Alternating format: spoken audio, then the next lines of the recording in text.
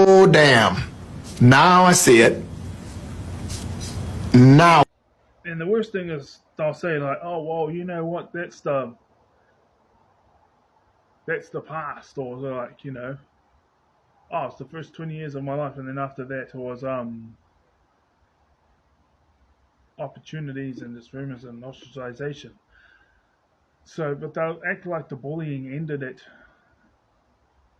Not everyone does this, but like people who do have these double standards towards people like me. They'll go on about how, oh, well, you know what? When we were at high school, this and that, but the bullying just changed once you hit your 20s. And it doesn't hurt me anymore. It just pisses me off about, not people's opinions. It's just opportunities in there. But I'm grateful for those who do give me opportunities. You know,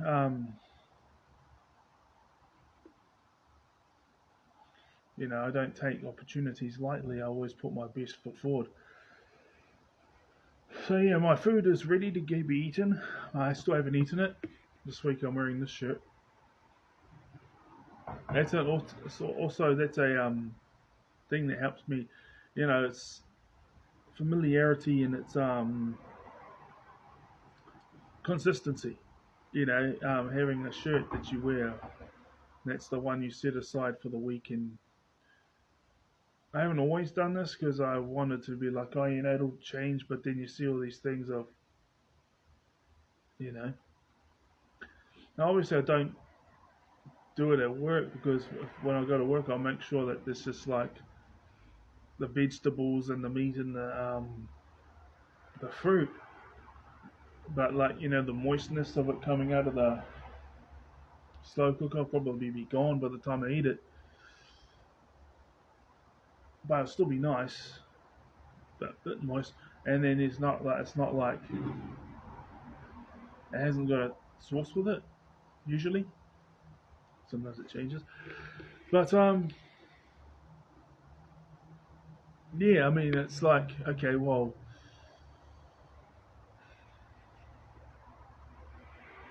but then there'll be those who say that you never got bullied or you got bullied because you made other people feel uncomfortable, right? You made them uncomfortable, and it was like, wow, because you were stimming, right? Back then we didn't have the words for it, but now we know stimming. You're like rubbing hands or tapping your feet and stuff, and so this type of thing was making them uncomfortable.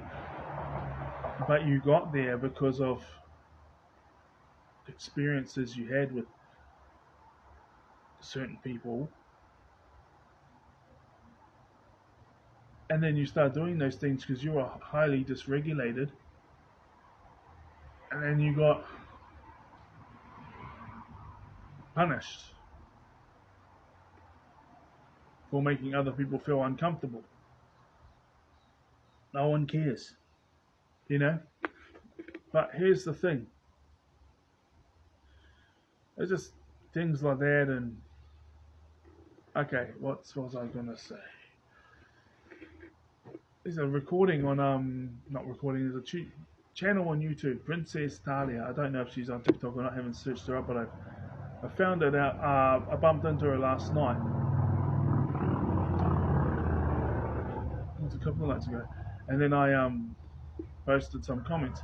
Now she done this recording about how like you know a male manipulator is what she called it. A male manipulator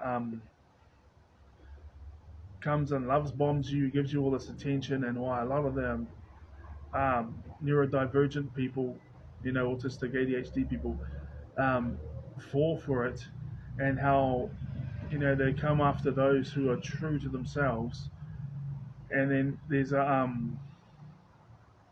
okay, that's a bunch of recordings already references to but they get drawn to those people because of how true they are to themselves. So, when you bump into a male manipulator or recognize one, they ask you questions, just give them fake responses. And,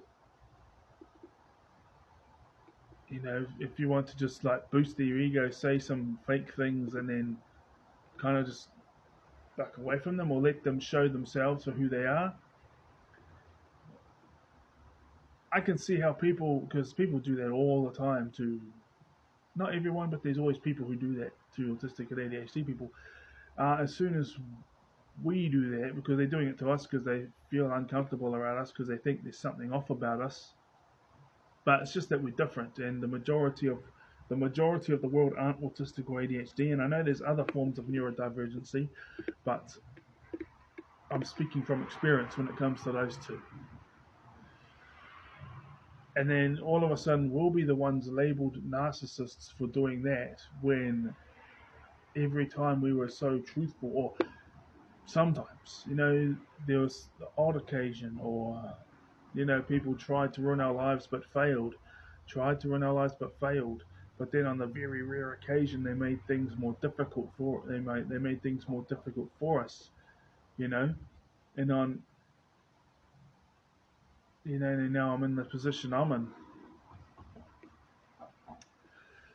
Double standards, let's talk about this, eh? For example, I'm keen to take responsibility for what I've done wrong in my generation and that. But yeah. A generation of sociopaths, how the baby boomers betrayed America. Now, I know I'm in New Zealand, never lived in America, but here's the thing, is America is part of the Western society, right? But on a positive side, because I'm pretty certain I'm not going to be talking about the positive aspects of that generation, they had now people will say some people might say it's hypocritical or something like this. I generally agree with Ollie Matthews, but when it comes to this aspect of the generation, every other team, but not mine. Oh, what a bunch of hypocrites. Well, there used to be shirts when I was a kid. They had the New Zealand rugby shirts, and you had the South African rugby shirts and the Australian rugby shirts. Well, there used to be a shirt, and there used to be a saying amongst my parents and their friends.